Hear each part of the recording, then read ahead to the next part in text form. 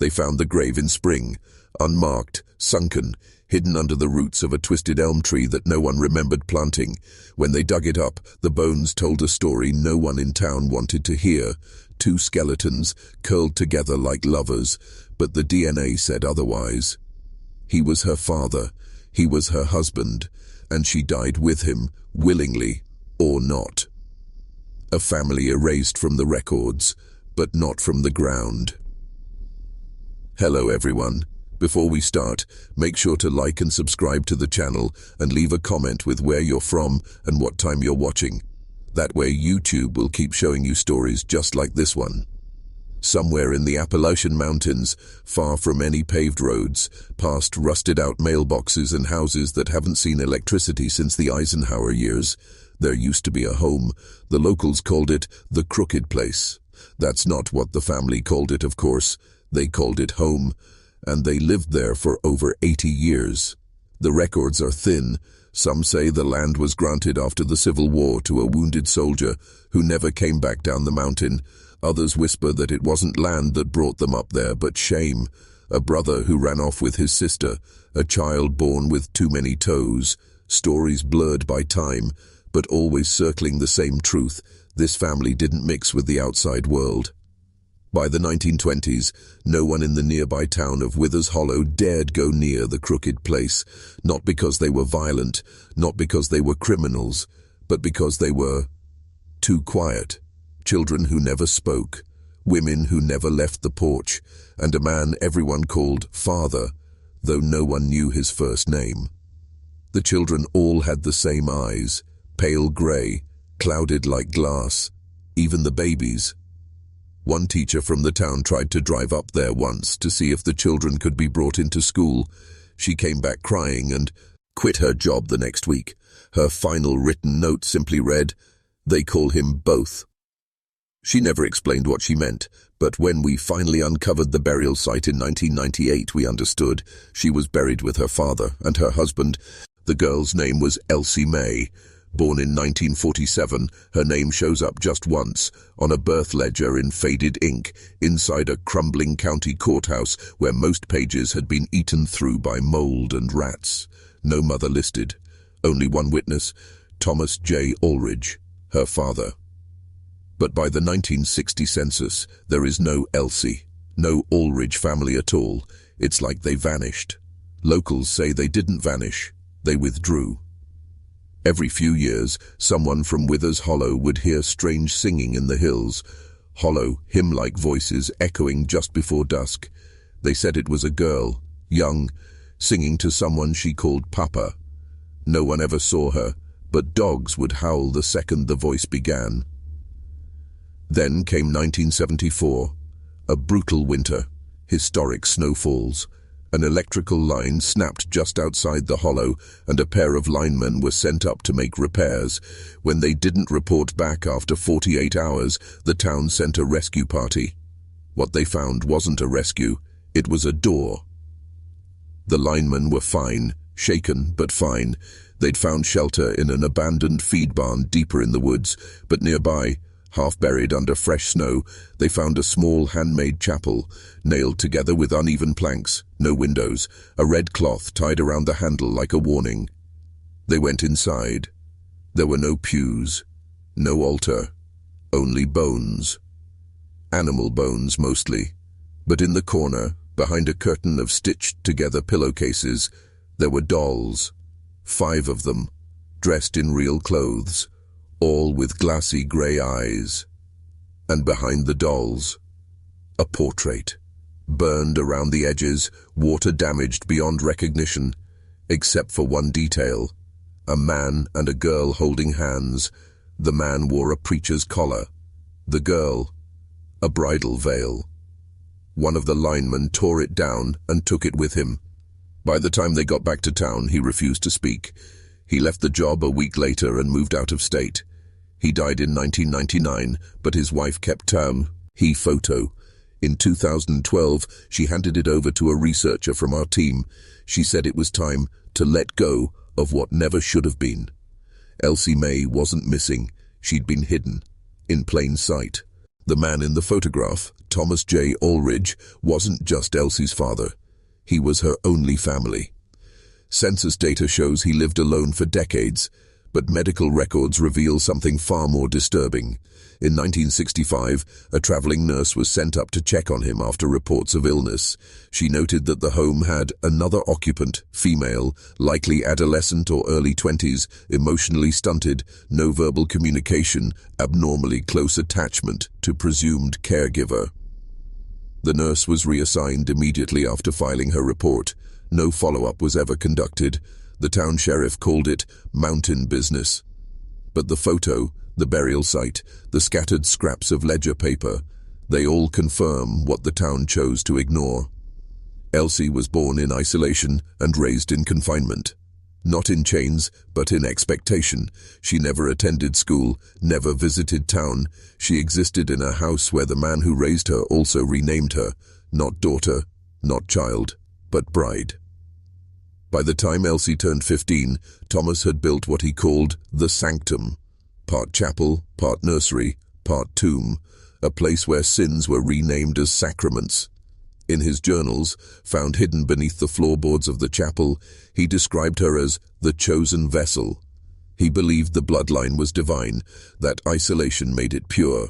He wrote, "No outside hands, no foreign seed, only that which returns to itself shall remain clean. Inbred purity as holy doctrine." The journals also revealed that Elsie miscarried 3 times between 1965 and 1972. One entry noted the burial of a child with eyes like wet ash. No names, no grave markers, just a direction, beneath the singing elm. That's where we eventually found them. The elm was twisted unnaturally, like it had been struck by lightning and kept growing anyway. Roots tangled over broken wood and collapsed soil. Below, a shared coffin. No embellishment. No separation. 2 sets of bones fused by time, by pressure, by the sick closeness of their final embrace. He died first. She followed days later. Malnutrition, sepsis, maybe even suicide. We'll never know. But the chapel remained locked from the inside, and the dolls were still dressed in wedding lace. When word of the grave got out, the county tried to keep it quiet. They issued a private report, labeled it Historic Remains, and moved to seal the case, but rumors spread faster than paperwork in places like Withers Hollow. People started asking questions, old questions, the kind their grandparents warned them never to ask. One woman, Ruth Ellen Weaver, came forward with a story her father had told her in a whisper when she was just a child. He'd once delivered supplies to the crooked place, flour, kerosene, salt. Said he left the goods on the porch and turned to go, but something made him stop. A sound, like singing. He looked back. A girl stood in the window, maybe 10 years old, wearing a wedding veil made from lace curtains, standing perfectly still, her lips moving but no sound coming out. And beside her, watching with a hand on her shoulder, was the man, Thomas Alridge. When the girl saw him staring, she lifted her hand and pointed to the woods, not at him, past him. He turned, expecting someone else, but there was no one. When he looked back at the window, they were gone. He never delivered there again. He quit the delivery company altogether 2 weeks later, moved 2 towns over. He told Ruth Ellen on his deathbed, that girl wasn't singing, she was praying for someone to take her away. But no one ever came. People in Withers Hollow like to say the mountains kept secrets, that the trees remembered what people tried to forget. After the grave was excavated in '98, those same people started boarding up their windows again. They didn't want outsiders asking questions, didn't want the past disturbed. But we kept digging, not just into the ground, but into the stories. And every trail, every whisper, every brittle newspaper clipping brought us back to the same truth. Elsie Mae never had a chance. She was born into a lie wrapped in scripture and sealed a word, with blood. A child kept from the world to protect a legacy that should never have existed. And in the end, she died in silence, buried under the very tree she once pointed to, as if she knew, as if she was still waiting. We sent a forensic genealogist to analyze the remains. DNA degradation made it difficult, but enough markers survived. The results confirmed what we feared. Elsie Mae wasn't the first. The Alridge bloodline was a closed loop, going back at least 4 generations. Father to daughter, brother to sister, cousin to cousin. All buried under different names, different ledgers, but with unmistakable genetic echoes, rare congenital markers, recurring deformities, identical anomalies in bone density and eye formation. Elsie's birth wasn't an accident, it was inevitable. Thomas Alridge had been the last male heir of a line that had long since abandoned the outside world, and he believed it was his duty to carry it forward. When his sister, Martha Alridge, died in 1946, Thomas disappeared from public record. 1 year later, Elsie Mae was born. You do the math. There were whispers of another girl once, older than Elsie, seen just once on the edge of the tree line in the late 1950s, but no documentation survives, no name, no record, possibly a stillbirth, possibly a child who didn't live past toddlerhood. All we know is that the Alridge legacy was a curse handed down in silence, generation after generation, and Elsie was its final vessel. The townspeople never spoke of the chapel again. It collapsed in the early 2000s during a windstorm and was left to rot. Some say that was nature reclaiming what it should have never given. Others say it was the mountain burying the evidence. But some things won't stay buried. The dolls, those 5 glass-eyed brides, were preserved. We still have them. And stitched into the back of each dress, hidden in the seams, were tiny scraps of linen with names written in blood. Mary, Ruth, Judith, Elsie, Lilith. We only know one of them for sure. The rest are guesses, ghosts. If you're still watching, you're already braver than most. Tell us in the comments, what would you have done if this was your bloodline? Would you have run, or would you have stayed like she did? There's one more piece, one that still haunts me. When we examined the gravesite under the singing elm, the bodies were curled together as if placed with deliberate care. But what disturbed the forensic team wasn't just their positioning. It was what they found clutched in Elsie's hands. A book. Water-damaged, mold-eaten, almost unreadable. But it wasn't a Bible. It was a handmade journal. The cover stitched together from curtain fabric, the pages bound with twine. Inside, drawings, dozens of them. Childlike at first, stick figures, trees, birds. But as the pages progressed, the images grew darker. A house on fire, a figure with hollow eyes, a girl standing in a forest of graves, and always a tall man beside her, sometimes with a halo, sometimes with horns. The final drawing was made in charcoal, smeared and desperate, a crude self-portrait of a girl in a wedding dress.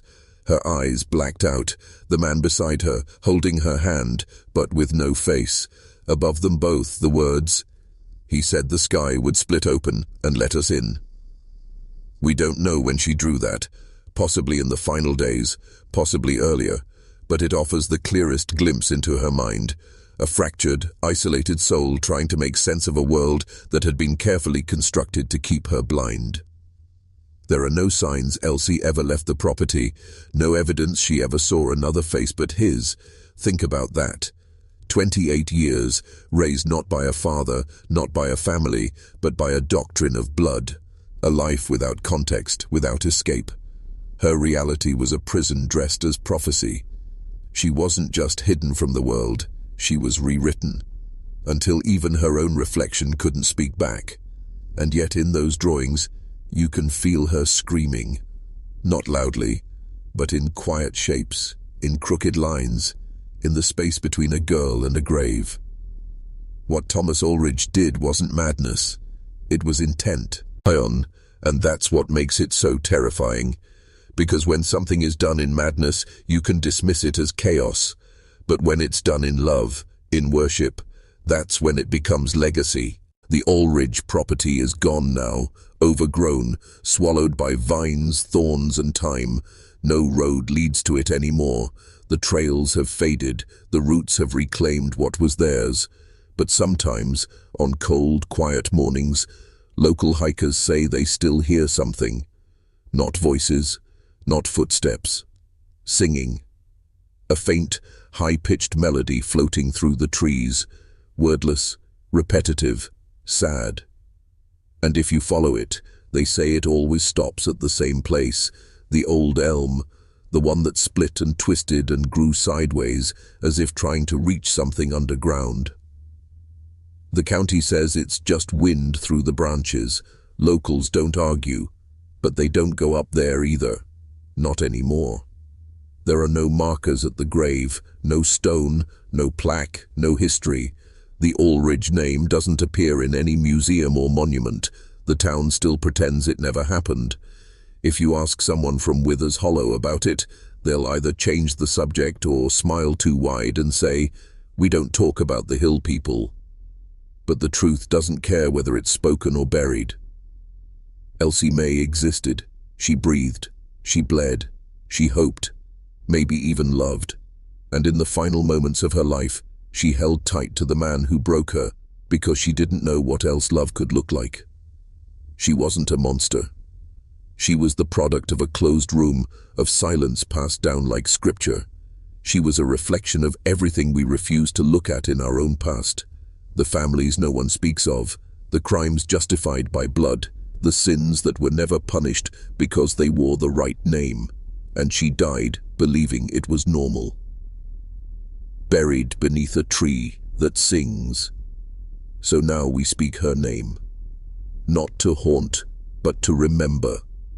Elsie Mae Alridge, born in the dark, raised in silence, buried with her father-husband, the last of her line, the most inbred ending America ever tried to forget.